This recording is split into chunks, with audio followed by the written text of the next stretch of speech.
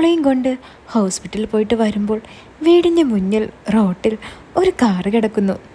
ഞാൻ ഓട്ടോയിൽ നിന്നും ഇറങ്ങി ക്യാഷ് കൊടുത്തിട്ട് മോളെയും കയ്യിൽ പിടിച്ചുകൊണ്ട് ഒരു കയ്യിൽ കുറച്ച് പച്ചക്കറിയുമുണ്ട്. ഞാൻ റോഡിൽ നിന്നും മുറ്റത്തേക്ക് നടന്നു കയറിയപ്പോൾ ഭർത്താവിൻ്റെ ഒപ്പം സിറ്റ് ഔട്ടിൽ 2 പേരിരിക്കുന്നു. അവർ എന്നെ നോക്കി ചിരിച്ചു. ഞാനും ചിരിച്ചു. ഒരാൾക്ക് അല്പം പ്രായമുണ്ട്, മറ്റേ ആൾക്ക് ഒരു 40-ൽ താഴെ പ്രായമുള്ളൂ. അയാൾ എന്നെ മൊത്തത്തിലൊന്ന് നോക്കി. ഞാൻ സാരിയാണ് ധരിച്ചിരിക്കുന്നത്, അതും ഒഴുക്കൻ മട്ടിൽ. എല്ലാം സാരിയിൽ നന്നായി എടുത്ത് കാണിക്കുന്നുമുണ്ട്. ഞാൻ എപ്പോഴും നല്ലതുപോലെ ഒരുങ്ങിയാണ് നടക്കാറ്. ഞാൻ 35 വയസ്സിലും 2 കുട്ടികളുടെ അമ്മയാണെങ്കിലും ഞാൻ എൻ്റെ സൗന്ദര്യം എപ്പോഴും നോക്കും. വെയിലത്ത് വന്നതുകൊണ്ട് തന്നെ ഞാൻ അല്പം വിയർത്തിട്ടുണ്ട്. അയാൾ എന്നെ അടിമുടി ഒരു നിമിഷം നോക്കിക്കൊണ്ടിരുന്നു. അയാൾ എന്നെ നോക്കുന്നത് കണ്ടപ്പോൾ എനിക്ക് എന്തോ പോലെ തോന്നി. ഭർത്താവ് അയാളോട് പറഞ്ഞു, ഇതെൻ്റെ ഭാര്യ അനിത. അയാൾ ഒന്നുകൂടി എന്നെ നോക്കി ചിരിച്ചു. ഞാനും പുഞ്ചിരിച്ചു. ചേട്ടൻ എന്നോട് പറഞ്ഞു, എടി ഇത് അനിൽ. ആ ചേട്ടൻ അനിലിൻ്റെ അച്ഛൻ. ഇവരാണ് കുറച്ചപ്പുറത്ത് സ്ഥലം വാങ്ങിയില്ലേ, അവരാ ഇവർ. ഞങ്ങളുടെ വീടിൻ്റെ കുറച്ചപ്പുറത്ത് ഒരു 5 ഏക്കർ സ്ഥലം ഈയിടെയായിട്ട് ആരോ വാങ്ങിയെന്ന് ഞാൻ അറിഞ്ഞു. പക്ഷേ ആരാണെന്ന് അറിയില്ലായിരുന്നു. ആ ചെറുപ്പക്കാരൻ എന്നോട് പറഞ്ഞു, ഞങ്ങൾ പരിചയപ്പെടാനൊന്ന് കയറിയതാ. ആ അതിനെന്താ, സന്തോഷമേ ഉള്ളൂ.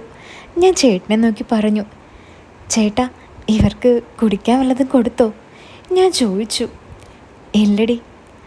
ആ 1 മിനിറ്റ്, ഞാൻ ചായ എടുക്കാം, ഞാൻ അവരോട് പറഞ്ഞു. ആ പ്രായയാൾ എന്നോട് പറഞ്ഞു, മോളെ ചായയൊന്നും വേണ്ട, കുടിക്കാൻ അല്പം വെള്ളം മതി. അപ്പോഴേക്കും മോൾ അകത്തേക്ക് കയറിപ്പോയിരുന്നു. ഞാൻ അകത്ത് പോയി നാരങ്ങ പിഴിഞ്ഞ് 2 ഗ്ലാസ്സിലൊഴിച്ച് അവർക്ക് കൊണ്ടുവന്ന് കൊടുത്തു. ആ പ്രായം ചെന്ന ആൾ എന്നോട് പറഞ്ഞു, മോളെ ഞങ്ങൾക്കെപ്പോഴും ഇങ്ങോട്ട് വരാനൊന്നും പറ്റത്തില്ല. അതുകൊണ്ട് നിൻ്റെ ഭർത്താവ് ദിനേശനെ ആ പറമ്പ് നോക്കാൻ ഏൽപ്പിക്കുക. മോക്ക് കുഴപ്പമൊന്നുമില്ലല്ലോ. ഞങ്ങൾ 1-2 തവണ ഇവിടെ വന്നപ്പോഴൊക്കെ ഞങ്ങളോട് സഹകരിച്ചത് ദിനേശനാണ്. ഞാൻ ഭർത്താവിനെ നോക്കി. ചേട്ടൻ എന്നെ നോക്കി പുഞ്ചിരിച്ചു. ഞാൻ അവരോട് പറഞ്ഞു, നിങ്ങൾ ഇടയ്ക്ക് വന്ന് പോകണം, ആഴ്ചയിൽ ഒരിക്കലെങ്കിലും. ചെറുപ്പക്കാരൻ എന്നെ നോക്കിയിട്ട് പറഞ്ഞു, ആ ഞാൻ ശനിയാഴ്ച ദിവസം വരും. എന്നെ നോക്കിയിട്ട് അയാൾ ചിരിച്ചുകൊണ്ട് തുടർന്നു, അതനിത് ദിനേശന് ഇവിടെ പണിക്കാരൊക്കെ സെറ്റാക്കി കിട്ടുമെന്ന് പറഞ്ഞു. അപ്പോൾ ദിനേശൻ പറമ്പിലെ പണിയൊക്കെ നോക്കി നടത്തിയാൽ മതി. അത് കേട്ടപ്പോൾ എനിക്കും സന്തോഷമായി. കാരണം ചേട്ടൻ എല്ലാ ദിവസവും പണിക്കൊന്നും പോവാറില്ല. ചില ദിവസം പെയിൻറ്റിങ്, ചില ദിവസം മേസ്തിരി പണി, ചിലപ്പോൾ വണ്ടി ഓടിക്കാൻ പോകും. ഒരു സ്ഥിരതയില്ല. ഞാൻ അനിൽ ചേട്ടനോട് ചോദിച്ചു, എന്നു മുതലാണ് ദിനേശ് ചേട്ടൻ പണിക്കാരെ റെഡിയാക്കേണ്ടത്? അനിൽ പറഞ്ഞു, ഈ ആഴ്ച കിട്ടില്ലേ ദിനേശ് ചേട്ടാ? ചേട്ടൻ എന്നെ നോക്കി ചോദിച്ചു. അത് 2 ദിവസത്തിനുള്ളിൽ ശരിയാക്കാം. ആ പ്രായം ചെന്ന ആൾ പറഞ്ഞു, പണിക്കാരെ കിട്ടിയാൽ ആദ്യം പറമ്പ് വൃത്തിയാക്കണം, കാടൊക്കെ വെട്ടി ഇറങ്ങി നടക്കാൻ പാകത്തിന്. ആ അതൊക്കെ എൻ്റെ ഭർത്താവ് ഏറ്റു. ഞങ്ങൾ കുറച്ചു നേരം സംസാരിച്ചിട്ട് അവർ പോയി. പോകുമ്പോൾ കാറിൽ കയറുന്നതിന് മുമ്പ് അനിൽ എന്നെ നോക്കി പുഞ്ചിരിച്ചു. എനിക്ക് അയാളുടെ ചിരി കണ്ടപ്പോൾ എന്തോ ഉള്ളിൽ ഒരു പുഞ്ചിരി വിടർന്നു. അവർ പോയി കഴിഞ്ഞപ്പോൾ ഞാൻ പോയി ഡ്രസ്സ് മാറി വന്നപ്പോൾ അടുക്കളയിൽ ചേട്ടൻ നിൽക്കുന്നു. ആള് കുടിക്കുകയാണ്. കയ്യിൽ വലിയൊരു കുപ്പിയുമുണ്ട്. എന്നെ നോക്കി ചിരിച്ചുകൊണ്ട് ചേട്ടൻ പറഞ്ഞു, എടി ഇത് അവർ തന്നതാ. ഞാൻ ചേട്ടനെ ഒന്ന് സൂക്ഷിച്ചു നോക്കി. നീ ഇങ്ങനെ നോക്കൊന്നും വേണ്ട, നല്ല വിലയുള്ള സാധന. അതും പറഞ്ഞുകൊണ്ട് ചേട്ടൻ റൂമിലേക്ക് പോയി. ഞാൻ എൻ്റെ പണിയിലും മുഴുകി. മോൾക്ക് പനിയായതുകൊണ്ട് ഹോസ്പിറ്റലിൽ രാവിലെ പോയതാണ്. മോള് മുറിയിൽ കിടക്കുന്നുണ്ട്. ഒരാൾ സ്കൂളിലും പോയി. ഞാൻ കുറച്ച് കഴിഞ്ഞ് ചേട്ടൻ്റെ അടുത്തേക്ക് റൂമിൽ ചെന്നപ്പോൾ ആള് അടിച്ച് ഫിറ്റായി കിടന്നുറങ്ങുന്നു. ഞാൻ വിളിച്ചിട്ടൊന്നും പുള്ളി എഴുന്നേക്കുന്നില്ല. എന്തൊക്കെയോ പിച്ചും പെയ്യും പറഞ്ഞ് പുള്ളി തിരിഞ്ഞു കിടന്നു. അങ്ങനെ ഒരാഴ്ച കടന്നുപോയി. ചേട്ടൻ നാട്ടിലുള്ള കുറച്ച് പണിക്കാരെ കൂട്ടി അവിടെ പണി തുടങ്ങി. ശനിയാഴ്ച വീണ്ടും അവർ 2 പേരും വന്നു. അന്നെന്നോട് അനിൽ ചേട്ടൻ ഒരുപാട് നേരം സംസാരിച്ചു. അയാൾക്ക് ഭാര്യയും 2 കുട്ടികളും ഉണ്ട്. ഭാര്യ ടീച്ചറാണ്. ഇയാൾക്ക് ഒരു സൂപ്പർ മാർക്കറ്റുമുണ്ട്. അങ്ങനെ ഞങ്ങൾ ഒരുപാട് സംസാരിച്ചു. നല്ല രീതിയിലാണ് അയാൾ എന്നോട് സംസാരിച്ചത്. അന്ന് പണിക്കാർക്ക് ശമ്പളം കൊടുത്തിട്ട് അവർ പോയി. ചേട്ടന് ഒരു കുപ്പിയും കൊടുത്തു. അങ്ങനെ 2 മാസം കടന്നുപോയി. ഇതിനിടയ്ക്ക് അവർ രണ്ടുപേരും ഒന്നിച്ചും ചിലപ്പോൾ അനിൽ ചേട്ടൻ ഒറ്റയ്ക്കും വരും. ഒറ്റയ്ക്ക് വരുമ്പോൾ വീട്ടിൽ കയറും. എന്നോട് കുറച്ചു നേരം സംസാരിച്ചിട്ടേ പോകൂ. മലയാളികളായ പണിക്കാർ സമയത്ത് വരില്ല. അതുകൊണ്ട് കുറച്ച് ഹിന്ദിക്കാരെ ചേട്ടൻ അറേഞ്ച് ചെയ്തു. ഇപ്പോൾ ചേട്ടൻ സൂപ്പർവൈസറായി അവരെ കൊണ്ട് പണിയെടുപ്പിച്ച് നടക്കുന്നു. അവർക്ക് താമസിക്കാൻ ഒരു ചെറിയ വീടും പണിതു കൊടുത്തു. ആ പറമ്പിൽ തന്നെ നല്ലൊരു വീടുണ്ട്. പക്ഷേ അത് മുതലാളിമാർക്ക് വല്ലപ്പോഴും വരുമ്പോൾ കിടക്കാനുള്ളതാണ്. എന്നോട് ദിനേശേട്ടൻ പറഞ്ഞു, എടി നാളെ നിനക്ക് വേറെ പണിയൊന്നും ഇല്ലെങ്കിൽ എൻ്റെ കൂടെ ഒന്ന് വരണം. എന്ത് കാര്യം ദിനേശേട്ടാ? ഞാൻ ചോദിച്ചു. എടി നാളെ അവിടുത്തെ വീടൊക്കെ ഒന്ന് വൃത്തിയാക്കണം. ആ ശരി ഏട്ടാ. അങ്ങനെ ഞാനും ദിനേശേട്ടനും കൂടി പിറ്റേ ദിവസം ആ വീട് കഴുകി ക്ലീനാക്കി. അത് കഴിഞ്ഞ് പിറ്റേന്ന് അനിലേട്ടൻ വന്നപ്പോൾ എന്നോട് പറഞ്ഞു, അനിതേ ഇന്നലത്തെ പോലെ ഇടയ്ക്ക് ആ വീട് പോയി ഒന്ന് വൃത്തിയാക്കണം കേട്ടോ. അതിന് ഞാൻ എന്തെങ്കിലുമൊക്കെ തന്നോളാം. അതും പറഞ്ഞ് എനിക്ക് കുറച്ച് ക്യാഷും തന്നു. ഞാൻ വേണ്ടെന്ന് പറഞ്ഞിട്ടും നിർബന്ധിച്ചുകൊണ്ട് എൻ്റെ കയ്യിൽ പിടിച്ചു തന്നു. പിന്നീട് ദിവസം ഞാൻ അവിടെ പോകും. വീട് വൃത്തിയുമാക്കും. ഞങ്ങൾ അവിടെ ഫുഡുണ്ടാക്കും, ചായ ഉണ്ടാക്കും, അങ്ങനെ പലതും. ഞാൻ ടൗണിൽ പോയിട്ട് ഒരു ഓട്ടോ വിളിക്കാൻ നിൽക്കുമ്പോൾ അനിലേട്ടൻ്റെ കാറ് എൻ്റെ മുന്നിൽ വന്നു. എൻ്റെ അടുത്ത് നിർത്തിയിട്ട് അനിലേട്ടൻ ചോദിച്ചു, എവിടേക്കാ അനിതേ? വീട്ടിലേക്കാണോ? ആ അതെ. ആ എന്നാ കയറിക്കോ. ഞാൻ പുഞ്ചിരിച്ചുകൊണ്ട് കയറി. എന്താ ഇവിടെ? എന്നോട് ചോദിച്ചു. അത് ഞാൻ കുറച്ച് വീട്ടിലേക്കുള്ള സാധനങ്ങൾ വാങ്ങാൻ വന്നതാ, ഞാൻ പറഞ്ഞു. ഞങ്ങൾ സംസാരിച്ചു പോകുമ്പോൾ അനിലേട്ടൻ എന്നോട് ചോദിച്ചു, അനിത എന്തോരം പഠിച്ചതാ? ഞാൻ ഡിഗ്രി കഴിഞ്ഞതാ. ഞാൻ എൻ്റെ വിദ്യാഭ്യാസം പറഞ്ഞു. ആണോ? പിന്നെ എങ്ങനെ ദിനേശിനെ കെട്ടേണ്ടി വന്നു? ഞാൻ പുഞ്ചിരിച്ചു. എന്നിട്ട് പറഞ്ഞു, ഡിഗ്രി കഴിഞ്ഞപ്പോൾ തന്നെ വീട്ടുകാർ നിർബന്ധിച്ചുകൊണ്ട് എൻ്റെ കല്യാണം നടത്തി. എനിക്ക് ആ പ്രായത്തിൽ കല്യാണത്തിനോട് താല്പര്യമില്ലായിരുന്നു. എന്നെ നോക്കി അനിലേട്ടൻ ചിരിച്ചു. അയാളുടെ പുഞ്ചിരി കാണാൻ നല്ല രസമാണ്. ഞാൻ നന്നായി ഒരുങ്ങിയാണ് വന്നത്.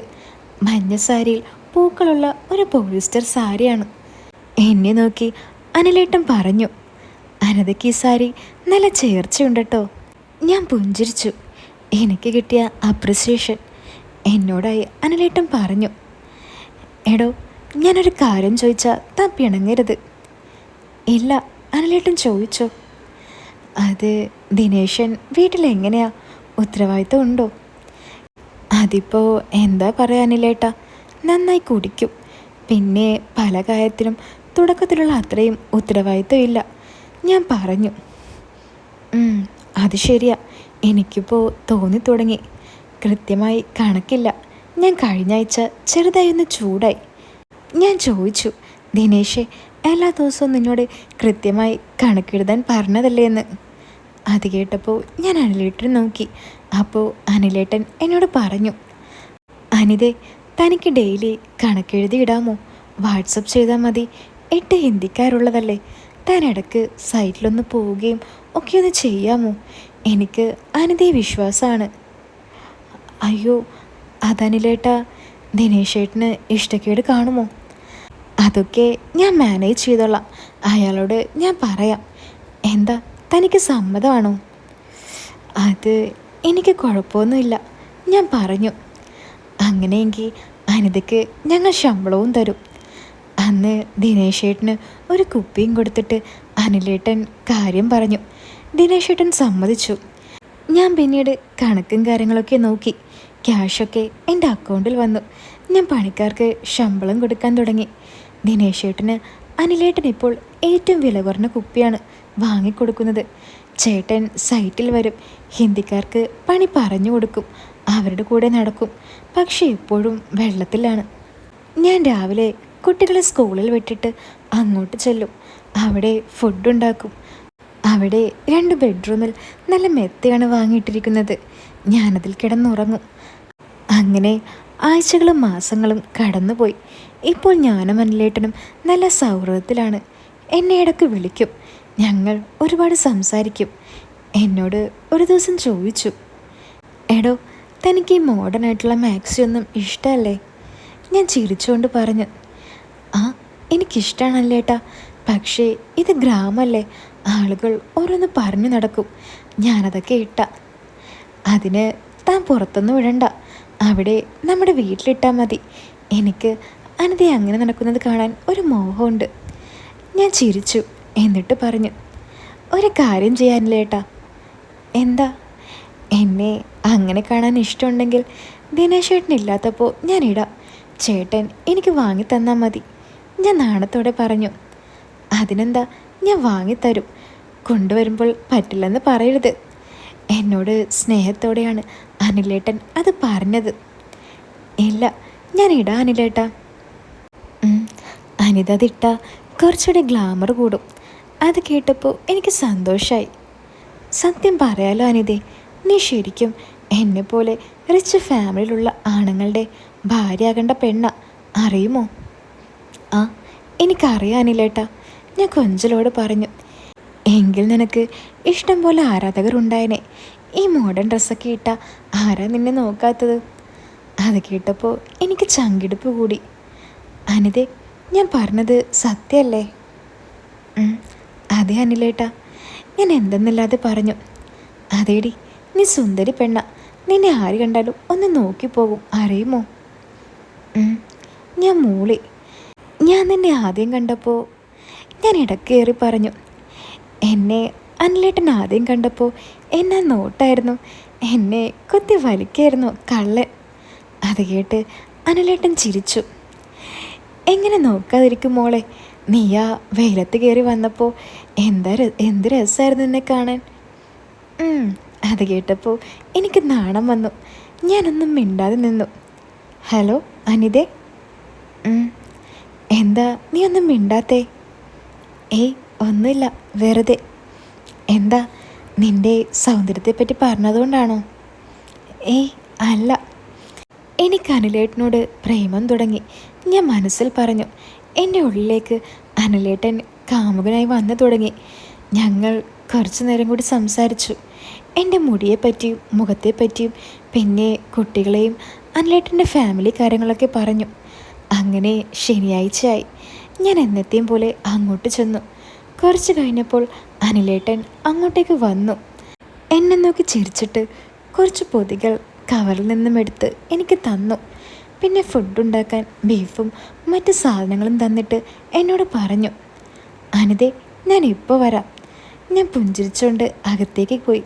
പുള്ളി മുറ്റത്തോടെ നടന്നിട്ട് അകത്തേക്ക് വന്നിട്ട് പറഞ്ഞു, അനിതേ നിനക്കുള്ള 2 ജോഡി ഡ്രസ്സുണ്ട്. ഞാൻ ഇവിടെ വരുമ്പോൾ നീ ഇതിട്ടാൽ മതി. പിന്നെ നിനക്ക് സാരിയുമുണ്ട്. നീ ആദ്യം പോയി ഒരു ഓറഞ്ച് കളർ മാക്സി ഉണ്ട്, അതിട്. എന്നിട്ട് മതി മറ്റു പണികൾ. ഞാൻ പുഞ്ചിരിച്ചു. ചെല്ലടി പെണ്ണെ.